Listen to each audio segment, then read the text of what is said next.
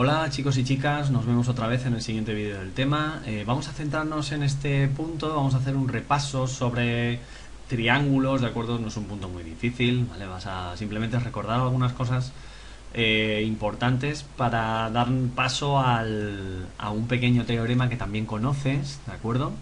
Que es el teorema de Pitágoras. Entonces vamos a recordar los triángulos, sus clasificaciones y luego aplicaremos estos conocimientos que sabemos al teorema de Pitágoras, ¿vale? Bueno, básicamente los triángulos se pueden clasificar en dos grandes grupos, por sus lados o por sus ángulos. Dependiendo de cómo sean sus lados o cómo sean sus ángulos, los triángulos se pueden dividir en dos grandes grupos, ¿vale? Entonces imagínate que empezamos con este triángulo de aquí. Recuerda que normalmente los vértices, ya sabes que los vértices se nombran con letras mayúsculas. Los lados, normalmente los lados con letras minúsculas y tienen el nombre del ángulo que está justo enfrente de ellos, es decir, de su opuesto, ¿vale? Entonces, aquí tenemos el lado B, que es el opuesto al ángulo B. Cuidado, esta letra es la letra beta, ¿de acuerdo? Que es la correspondiente a la B en el alfabeto griego. Luego tenemos el vértice A con su ángulo A y delante el lado A. Y aquí te damos, ¿vale?, el lado C con el ángulo gamma y enfrente el lado C, ¿vale? Bueno, venga, vamos a pasar. Bueno, ya sabéis que los ángulos también lo podríamos haber nombrado con la letra del vértice y un sombrerito por encima. Es decir, os los podéis también encontrar así en varios sitios. Venga, pues vamos a continuar.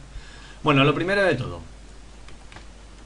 según sus lados, ¿de acuerdo? Los ángulos se pueden clasificar en tres grandes grupos, ya lo sabes. Los equiláteros, cuando los tres lados tienen la misma longitud, es decir, cuando yo tenga un triángulo bien dibujado, por cierto, donde los tres lados midan lo mismo, ¿vale?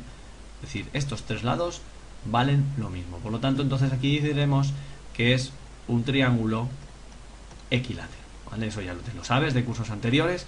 Luego viene el isósceles. El isósceles se caracteriza porque tiene dos lados iguales, pero el tercero es desigual. Así que estos dos serán iguales y este será desigual, es decir, diferente, medirá lo mismo. Entonces tendremos un triángulo isósceles, ¿vale? Y luego tenemos el escaleno. El escaleno se caracteriza ¿por qué? Pues porque los tres lados miden cada uno una cosa completamente diferente. Madre mía, menudo dibujo me ha salido, ¿eh? Entonces, fíjate que los tres lados son completamente diferentes. Por lo tanto, estaremos ante un triángulo escaleno, ¿vale? Muy bien. Según los ángulos, pues mira, según los ángulos tienes tres grandes bloques. Tienes el triángulo rectángulo, ¿de acuerdo? Cuando uno de sus ángulos forma 90 grados, ¿vale? Entonces tenemos un triángulo rectángulo. Genial. Luego tendremos el rectángulo obtusángulo, que es cuando uno de los tres ángulos es obtuso, es decir, mide más de 90 grados, ¿de acuerdo? Más o menos esto. Este ángulo de aquí, fíjate, que es mayor de 90 grados. Por lo tanto, lo que tenemos aquí es un triángulo obtusángulo. Y luego tendremos el acutángulo. Y el acutángulo se caracteriza porque los tres ángulos son menores de 90 grados. Cada uno de ellos es menor de 90 grados, ¿vale? Entonces aquí tendremos un triángulo acutángulo, ¿vale? Esto ya lo tienes que tener más claro que el agua. Además, otra cosa, el equilátero es un caso particular siempre, ¿vale? El equilátero siempre tiene que ser un triángulo acutángulo, ¿vale? Muy bien, perfecto. Pues nada, simplemente que recuerdes esto. Y una segunda cosa, siempre tienes que saber que la suma de todos los ángulos de un triángulo siempre tiene que dar 180 grados. Eso también es otra cosa que tienes que recordar. Es decir, que cuando yo sepa, es decir, siempre tengo que saber que la suma de los tres ángulos interiores, los interiores, de un triángulo rectángulo siempre tienen que dar, perdón, de un triángulo, de cualquier triángulo siempre tienen que dar 180 grados. Eso te ayudará a, sabiendo dos, conocer rápidamente el tercero, ¿vale?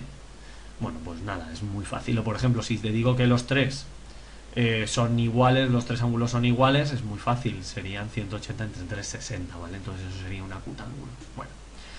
Bueno, perfecto. Venga, vamos a seguir un poquito más adelante. Y todo esto, que está muy bien, lo vamos a aplicar ¿para qué? Pues para recordar el famoso teorema de Pitágoras, ¿de acuerdo?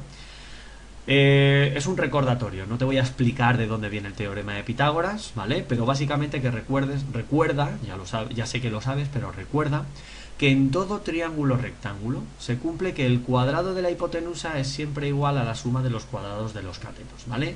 Vale. Entonces, vamos a seguir antes del ejemplo, ¿de acuerdo?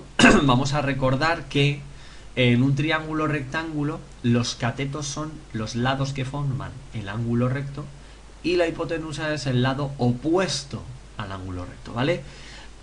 Este ejemplo lo vamos a intentar resolver ahora, pero fíjate, aquí tienes un triángulo rectángulo y el teorema de Pitágoras dice que en un triángulo rectángulo siempre el cuadrado de la hipotenusa, recuerda que la hipotenusa es siempre el lado que está opuesto al ángulo recto, siempre es igual a la suma de los cuadrados de los catetos, ¿vale?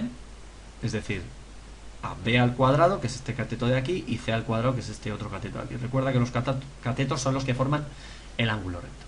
Por lo tanto, si yo conozco lo que valen los catetos, si los elevo al cuadrado y los sumo, tendré lo que vale la a al cuadrado, pero yo quiero saber lo que vale la a. Pues bueno, para saber lo que vale la a, hago esta operación, la raíz cuadrada, ¿vale? Entonces, con esto, haciendo la raíz cuadrada de a, yo sabré rápidamente cuánto vale la hipotenusa.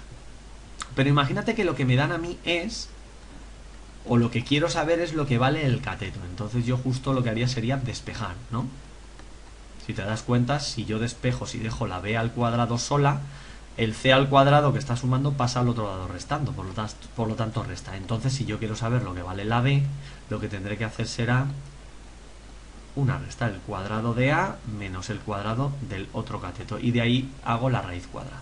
Y luego, si quiero saber lo que vale el otro cateto, el cateto c, pues hago lo mismo, lo que pasa es que ahora en vez de restarle el cateto c, ahora lo que restaré será el cateto b, pero b al cuadrado. Entonces para saber lo que vale la c, simplemente despejamos, ¿vale?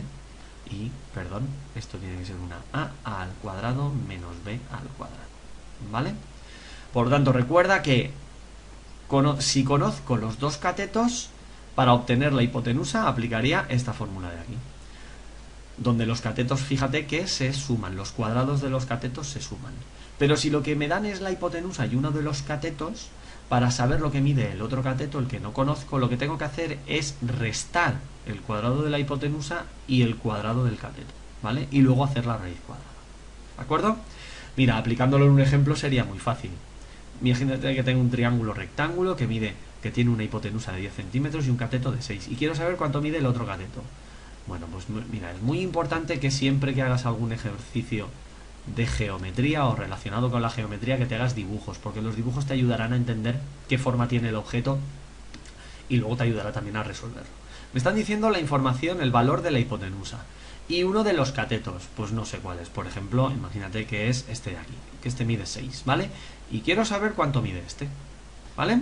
Bueno, pues yo sé que para saber un cateto tengo que hacer la raíz cuadrada de el cuadrado de la hipotenusa menos el cuadrado del otro cateto, ¿vale?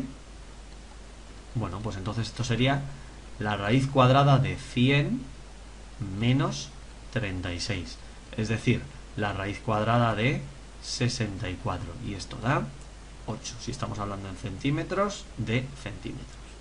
¿Vale? Pues nada, esto era un ejercicio de repaso del teorema de Pitágoras. También te puedo dar los dos catetos, por ejemplo, te podría haber dicho que tengo un cateto de 6 y un cateto de 8, ¿cómo sacar el cateto de la hipotenusa? La a, pues muy fácil, sería 6 al cuadrado y imagínate que te estoy diciendo ya que el otro cateto mide 8, más 8 al cuadrado, ¿vale? Esto sale que es la raíz de 100, ¿vale? 36 más 64 da 100 y la raíz cuadrada da 10, ¿vale? Así que podemos ir o buscando un cateto o buscando una hipotenusa dependiendo de la información que me dé, ¿vale? Bueno, pues nada más, nos quedamos aquí, nos vemos en el siguiente vídeo, hasta luego.